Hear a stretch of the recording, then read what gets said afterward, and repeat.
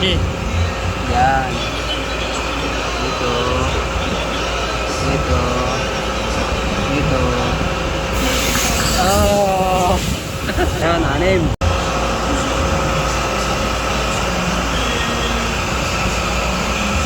Ay, 10. 15 lagi ang ilayo para hindi matamaan ng tubig. So, itanong mo nga yung mulbi. Ha? Oh. Yan ay electric fan. Handle ng electric fan. Sa poste ba? Okay. Oh. Bahay lang ito.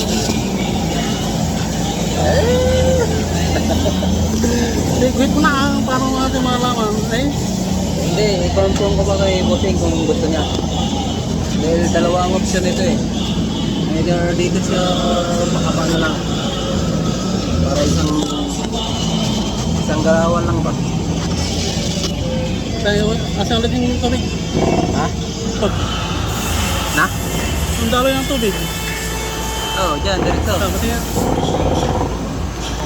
Yan ang may guhit, yan yun.